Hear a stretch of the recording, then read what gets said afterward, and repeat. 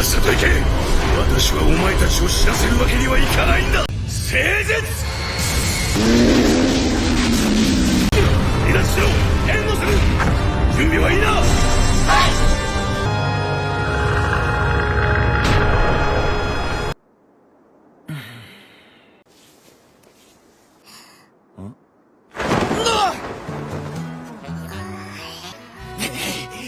いい加減に起き上がれ。Dia adalah seorang siswa yang paling lemah dari seluruh teman sekelasnya. Status dan skillnya dianggap paling gak berguna dan semua orang memandangnya sebagai beban. Namun, setelah terjadi pengkhianatan yang membuatnya jatuh ke neraka terdalam di labirin Orcus, siswa ini malah menjadi monster yang overpower yang bahkan ditakuti oleh para dewa. Kisah ini diawali ketika seorang siswa terbangun dalam kondisi terluka parah di dasar sebuah jurang yang sangat dalam. Tubuhnya dipenuhi banyak luka, sementara di sekelilingnya hanya terdapat kegelapan dan monster-monster mengerikan yang siap memangsanya kapan saja. Dia adalah Nagumo Hajime. こうなったら魔物でも何でもいい。食らってやる。 Tapi gimana Hajime bisa terjebak di tempat sepengerikan itu? Untuk mengetahuinya, kita kembali ke beberapa hari sebelumnya. Saat itu, Hajime dan seluruh teman sekelasnya tiba-tiba dipanggil ke isekai. Tanpa diberi pilihan, mereka ditugaskan untuk menjelajahi labirin besar Orcus, sebuah tempat berbahaya yang bahkan mampu merenggut nyawa para petualang berpengalaman. Diketahui, Amanogawa Kouki ini adalah seorang leader dari kelas mereka, sekaligus jadi orang yang paling kuat di antara yang lainnya. Di sana, Hajime dibully oleh seseorang bernama Yamada Isuke. Lalu, seorang perempuan bernama Shirasaki Kaori datang untuk membantunya. Di sini, Kaori terlihat memiliki perasaan suka terhadap Hajime. Dan karena hal itu jugalah, Yamada menjadi sangat cemburu terhadap Hajime, dan gak lama kemudian mereka menemukan sebuah batu kristal yang sangat berkilau menempel di atas dinding gua. Tiba-tiba Yamada mencoba mengambilnya untuk diberikan kepada Kaori, namun sesuatu yang tak terduga terjadi. Akhirnya mereka semua diteleportasi ke lantai 65 Dungeon. Di sana, mereka disambut oleh pasukan tengkorak yang sangat banyak dan seekor monster yang ditakuti para pahlawan karena saking kuatnya.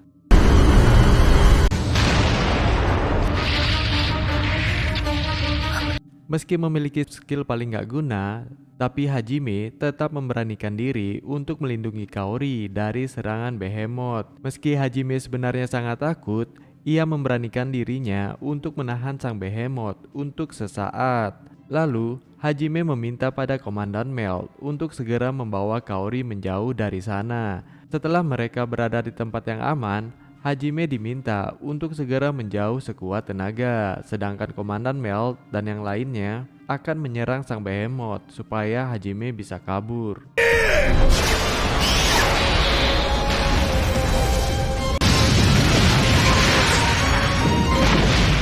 Namun, di tengah banyaknya tembakan sihir yang menghujani sang Behemoth, secara tidak terduga, tembakan itu mengenai Hajime.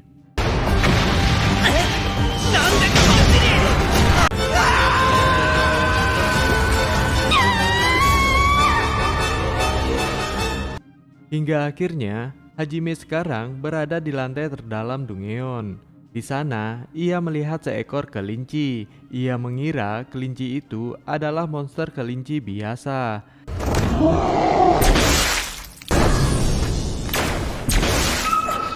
Tapi nyatanya... Yabai! Ano usagi, mechakucha tsuyoi!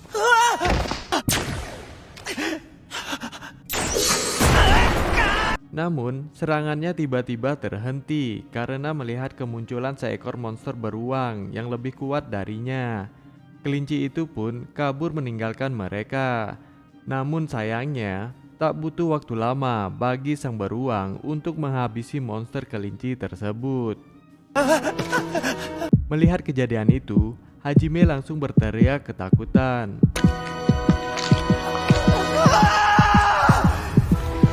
Hal itu mengakibatkan si beruang berganti fokus dan mulai mengincar Hajime.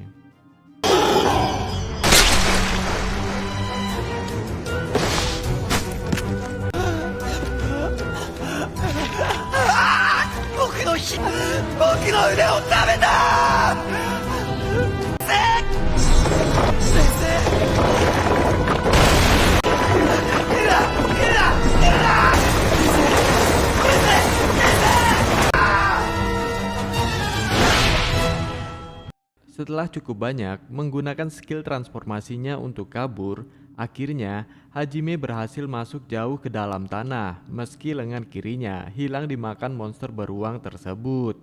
Setelah disadarkan oleh tetesan air suci yang juga menyembuhkan lukanya, Hajime mendapati dirinya sedang berada tepat di bawah kristal suci yang diyakini merupakan batu mitologis yang terbentuk dari kristalisasi mana selama ribuan tahun. Di tengah keputusasaan itu, Hajime memohon dan meminta pertolongan pada siapa saja untuk menyelamatkannya sambil mengingat kembali kejadian yang terjadi sebelum ia terjatuh.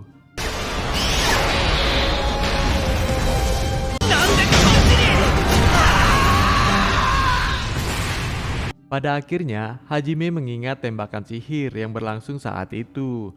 Sebenarnya, ia bisa saja lolos dari sana.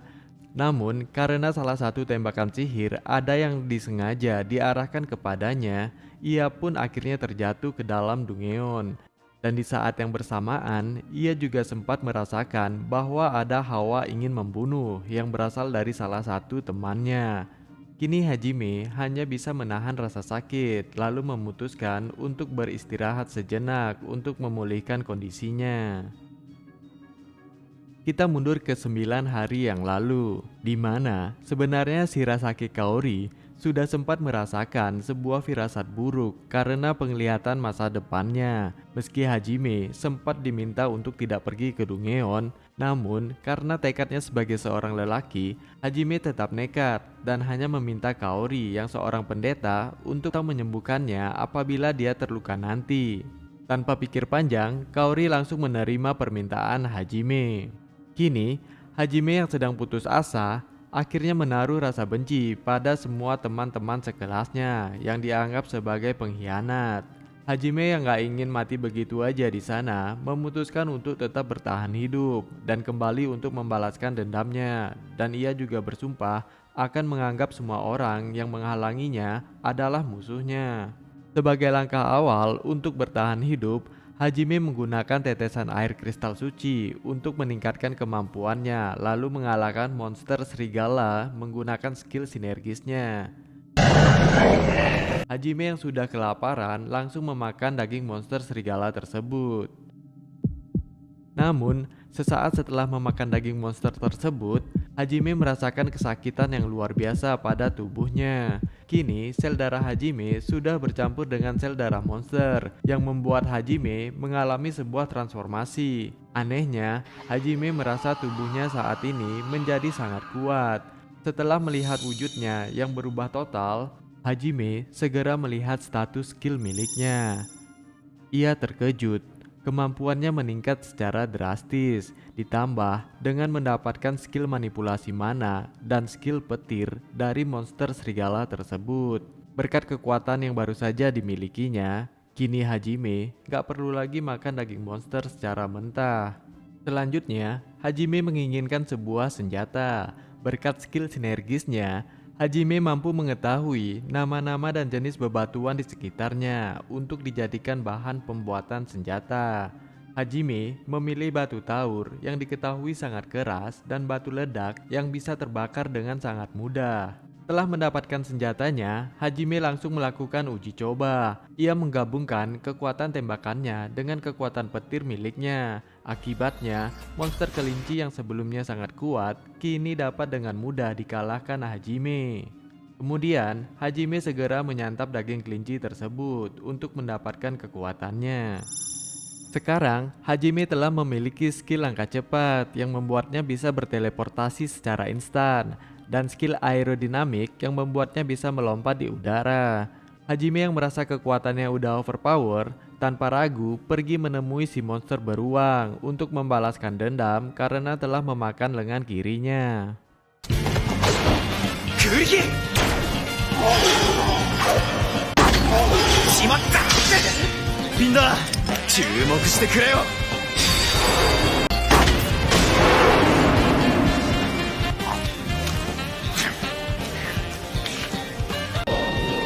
くそまずい苦い。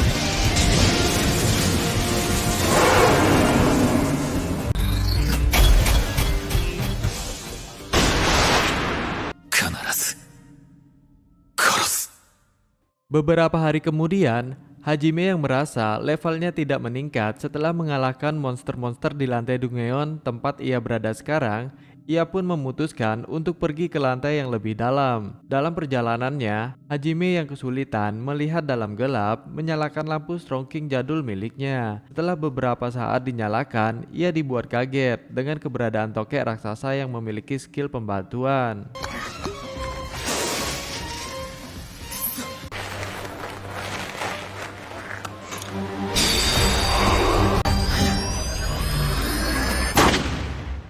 Dan tak butuh waktu lama, hanya dengan satu tembakan saja, tokek raksasa itu dapat dikalahkan. Setelah itu, ia melanjutkan perjalanannya. Di sana, Hajime mengalahkan berbagai jenis monster mengerikan, hingga ia berhasil sampai ke lantai 44 Dungeon.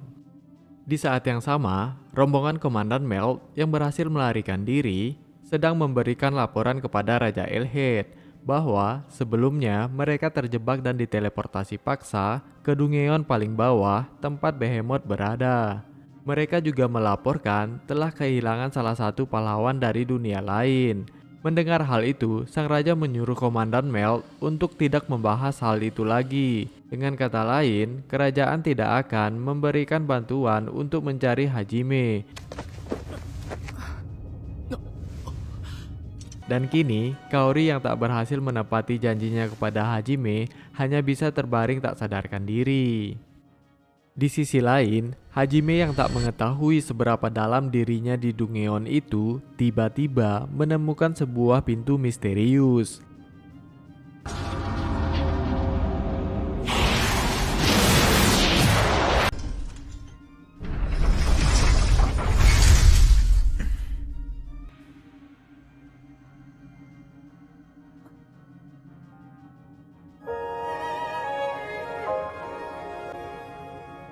Di sana, ia bertemu dengan seorang gadis dari ras vampir yang tersegel karena dikhianati oleh pamannya sendiri yang ingin menjadi seorang raja.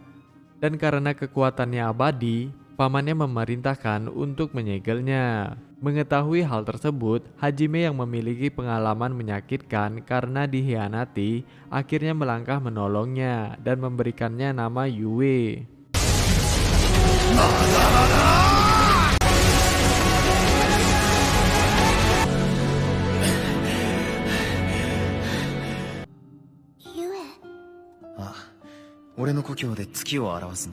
Setelah terbebas, tiba-tiba mereka diserang dari belakang. Ternyata ada sosok penjaga di tempat itu. Ia adalah seekor monster kalajengking raksasa. Hajime yang terkena serangannya langsung menyembuhkan diri dengan air suci yang dibawanya.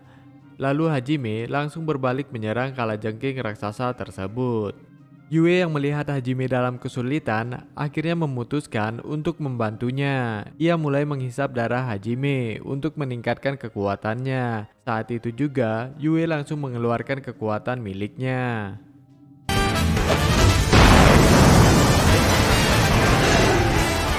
Namun hasilnya monster itu sama sekali tidak terluka. Hajime yang memiliki rencana segera meminta Yue untuk mengeluarkan Shoten sekali lagi.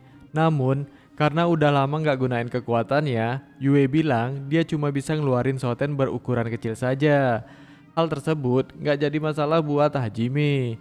Ia meminta Yue untuk menembakkan Shoten ke bagian yang sempat tertembus oleh tembakannya.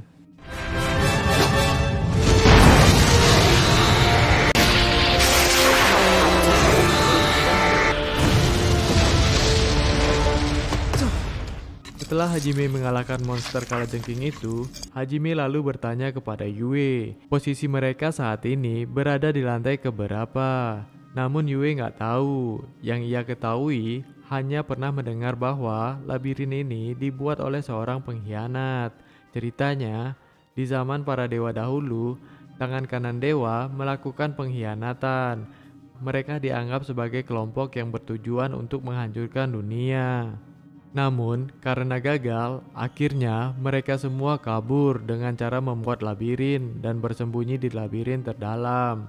Yue dan Hajime meyakini pasti akan ada jalan keluar di lantai terdalam Dungeon. Setelah mendengar cerita itu, Hajime yang mendapatkan batu star dari monster kalajengking itu membuat senjata baru berupa railgun, sebuah senjata elektromagnetik super cepat yang mampu menembak dari jarak jauh. Hajime dan Yue mulai melanjutkan perjalanan. Namun, di tengah perjalanan mereka tiba-tiba dikejar oleh segerombolan dino, lalu melarikan diri masuk ke dalam sebuah gua.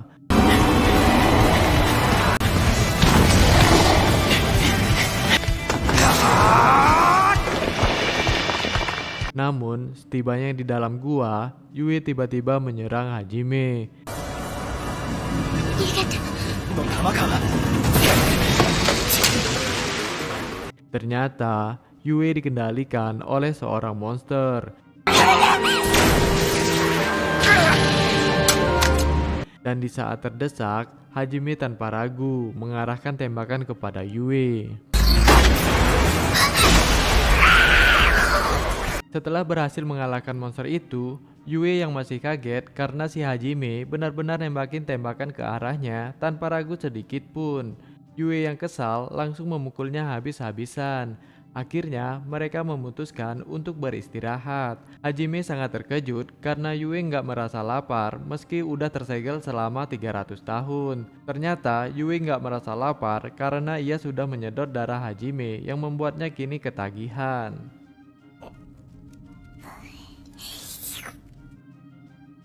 Hajime wa Bimi ちょ。おー nigasanai. Itadakimasu.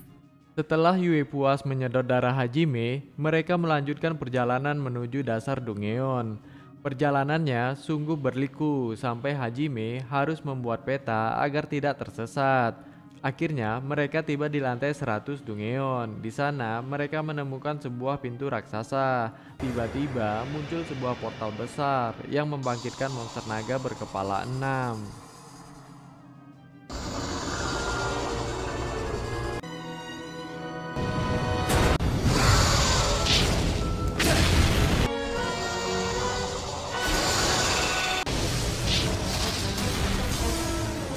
Tanpa ragu, mereka berdua membalas serangan naga-naga tersebut. Namun sayangnya, serangan mereka tidak cukup kuat untuk mengalahkannya. Skill pemulihan salah satu naga tersebut sungguh merepotkan.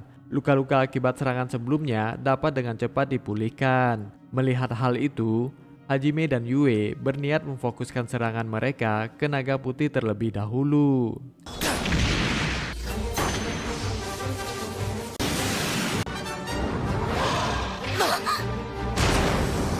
Namun dalam sekejap, naga kuning yang memiliki pertahanan tinggi langsung menghalau serangan Hajime. Mereka berdua akhirnya sadar, masing-masing kepala dari monster naga itu memiliki kekuatan yang berbeda. 3 naga memiliki skill damage, 1 naga memiliki skill tanker, 1 naga memiliki debuff, dan 1 lagi memiliki skill healer. Tiba-tiba, Yue terkena debuff dari sang naga hitam yang membuatnya berhalusinasi. Namun, Hajime menyadarkannya dengan cepat. お、はじめさんだ。 Tanpa pikir panjang lagi, Hajime yang berniat menggunakan Slagen untuk mengalahkan monster naga itu, Yue pun diminta untuk melindunginya sebentar saja. Sementara Hajime bersiap mencari celah untuk melakukan tembakan. Kiso nante tou.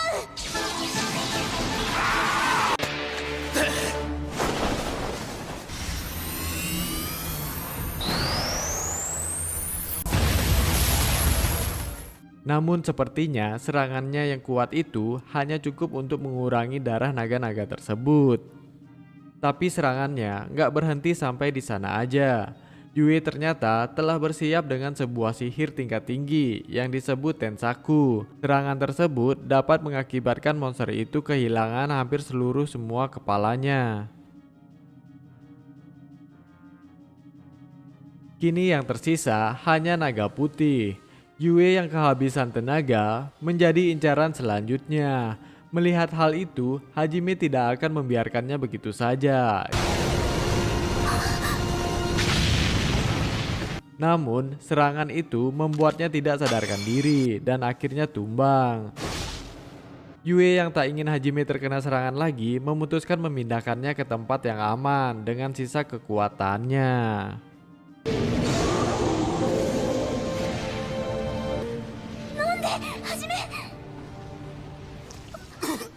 Yue lalu berlari untuk melawan naga itu seorang diri. Namun usahanya gagal, serangannya sama sekali tidak melukai naga itu. Naga itu pun akhirnya mengeluarkan ultinya untuk menyerang Yue. Apakah Yue akan mati? Oh, tentu tidak. Di saat yang bersamaan, Hajime tersadar dan menyelamatkannya. Hajime yang belum kehabisan akal mulai menempelkan beberapa bom di sekitar naga itu.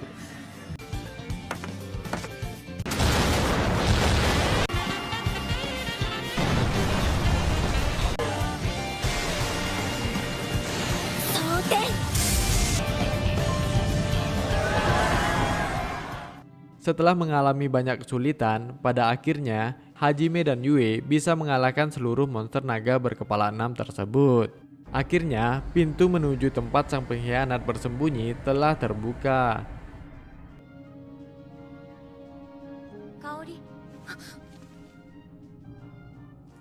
Di sisi lain, para pahlawan yang nekat mencari Hajime walau sudah dilarang, kini berada di lantai 60 labirin Orcus. Di sana, mereka masih menyusuri labirin untuk mengalahkan monster-monster, berharap bisa menemukan Hajime. Setelah terbangun dari pingsannya, Hajime kaget mendapati dirinya tanpa pakaian berduaan dengan Yue.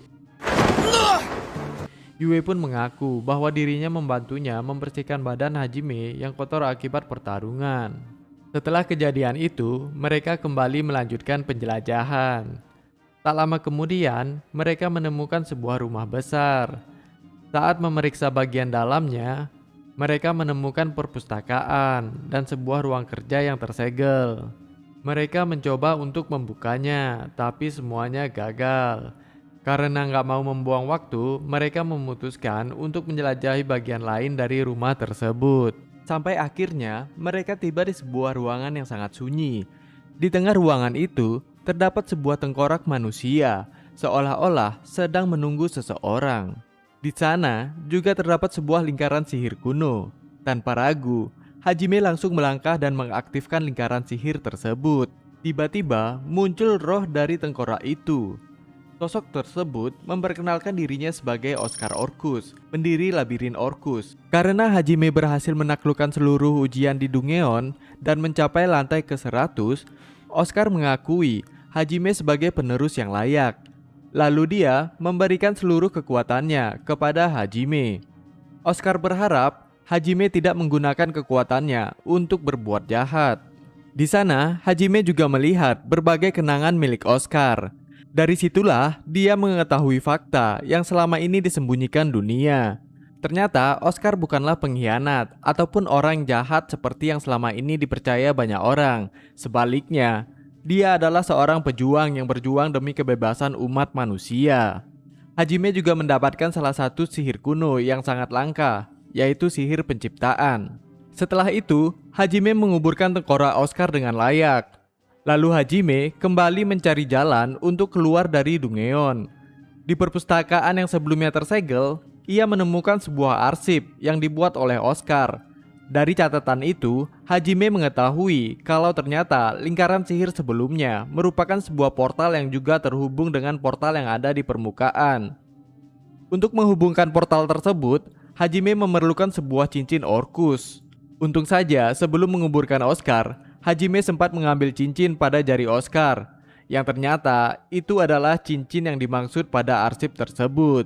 Namun, sebelum mereka kembali ke permukaan, Yue menemukan sebuah buku. Buku itu menjelaskan tentang labirin-labirin lainnya yang menyimpan sihir-sihir kuno dengan kekuatan yang berbeda-beda. Mendengar hal itu, Hajime langsung tertarik dan mulai mempersiapkan diri dengan membuat berbagai senjata baru sebelum memulai petualangannya. 今がこんなにもある気がした君を阻むならば甘い夢に満ちてゆくもう噛みつこう準備は万端。もはや魔物の肉から得られるものはない。 Akhirnya, Hajime dan Yue keluar dari labirin Orcus.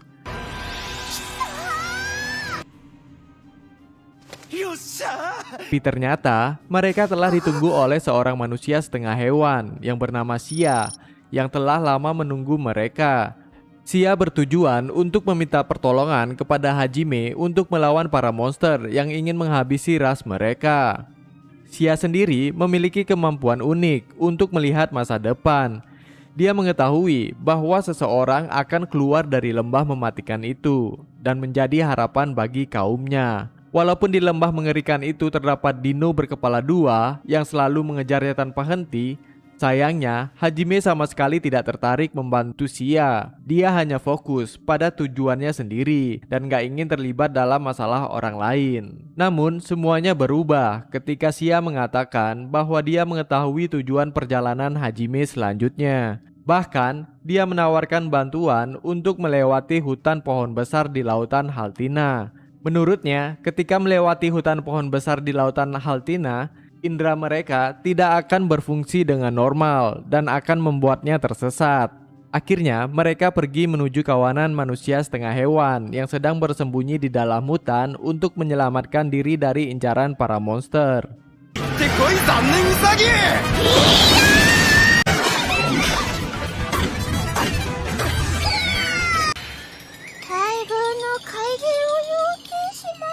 Setelah berhasil mengalahkan monster-monster itu, akhirnya Sia menceritakan alasan kenapa mereka sampai hidup berkelana dan hidup berpindah-pindah.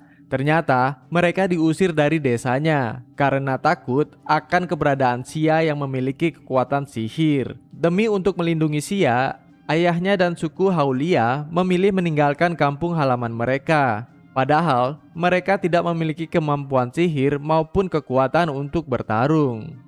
Sejak saat itu, perjalanan Hajime berlanjut bersama Yue, Sia, dan suku Haulia. Hari demi hari berlalu, dan Sia terus menjalani latihan keras bersama Yue. Dia berusaha menjadi lebih kuat agar tidak terus-menerus bergantung kepada orang lain.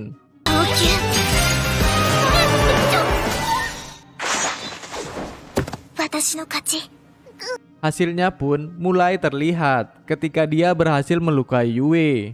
Dalam sesi latihan, kekuatan fisiknya meningkat secara drastis hingga mencapai level yang setara dengan monster. Tapi bukan cuma Sia yang berubah. Di saat yang bersamaan, hal yang membagongkan juga terjadi. Suku Haulia yang awalnya tidak bisa bertarung, kini mampu mengalahkan monster dengan sangat mudah berkat metode latihan dari Hajime. よく聞け残念ウサギども Mereka semua berubah menjadi jauh lebih menyeramkan. Setelah perjalanan panjang, akhirnya mereka semua sampai di hutan pohon besar. 枯れているそうです。しかし朽ちることはない。 Di sana, mereka menemukan sebuah batu yang disegel. Ternyata, batu itu adalah sebuah tempat penyimpanan senjata sihir kuno yang ditinggalkan Oscar Orcus. Sayangnya, untuk membuka segel itu, Hajime membutuhkan beberapa elemen regenerasi untuk membuka segelnya. Karena itulah, Yue menyarankan untuk pergi ke labirin lain terlebih dahulu untuk mendapatkan elemen-elemen tersebut. Hajime pun sependapat dengan rencana itu dan mengumumkan kepergiannya kepada suku Haulia dan berjanji akan balik ke tempat itu lagi. Hajime juga berharap mereka dapat terus berlatih dan mampu bertahan hidup sampai dirinya kembali. Keesokan harinya, Hajime dan Yue melanjutkan perjalanannya. Awalnya, Hajime sama sekali nggak berniat mengajak Sia, tapi mau nggak mau dia harus menerimanya. Karena sebelumnya Yue sudah membuat kesepakatan dengan Xia. Jika Xia berhasil melukai Yue saat latihan, maka dia boleh ikut berpetualang bersama mereka. Dan karena syarat itu telah berhasil dipenuhi, mulai saat ini Xia resmi bergabung dalam kelompok Hajime.